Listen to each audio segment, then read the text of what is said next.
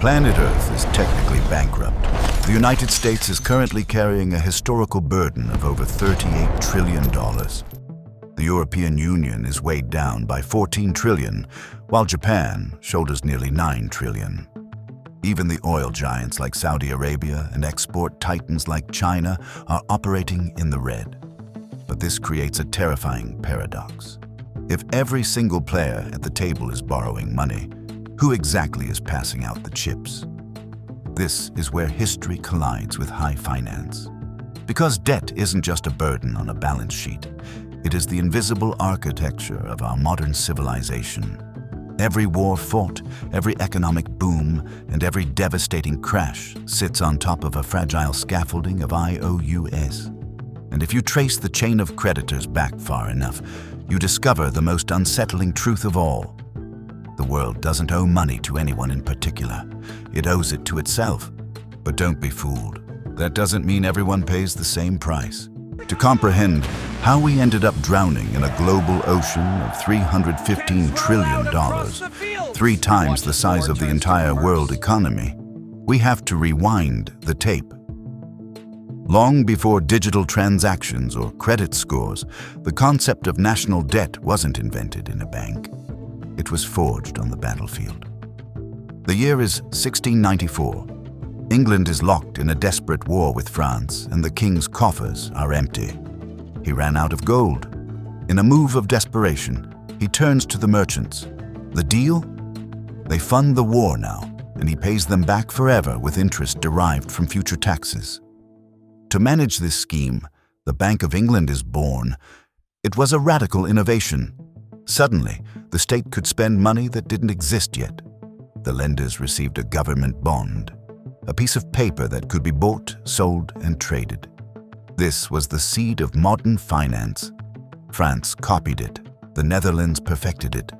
The young United States used it to fuel a revolution and buy a continent. National debt stopped being a sign of weakness and became a weapon. Empires stopped conquering land just to steal gold. They started issuing bonds to extract power.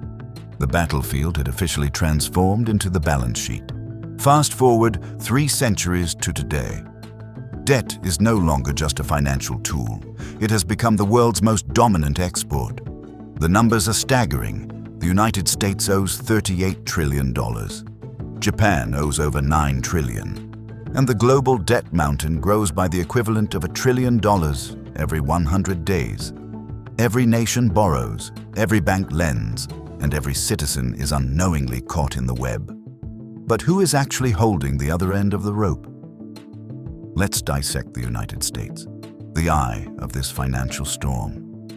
There is a persistent myth that America has pawned its future entirely to foreign rivals. While it's true that Japan holds about $1 trillion and China roughly $800 billion, that accounts for a mere fraction of the total.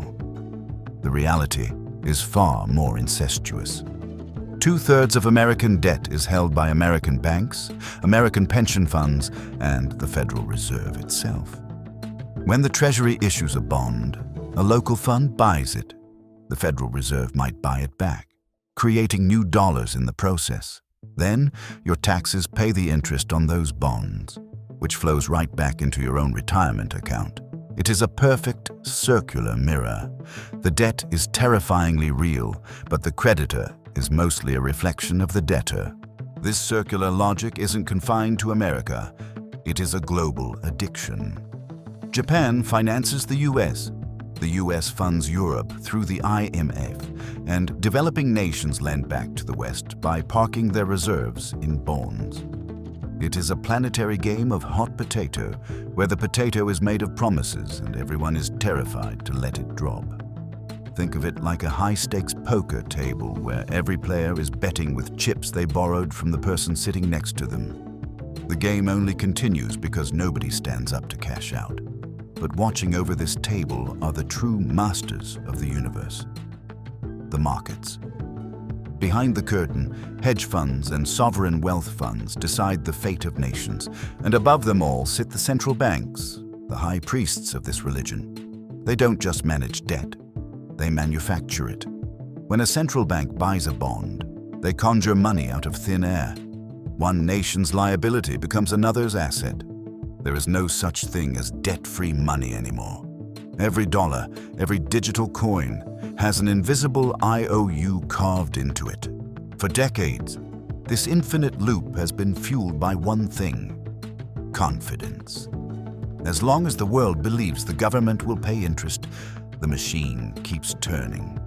But we have seen the horror show that begins when that faith evaporates. Remember Greece in 2010?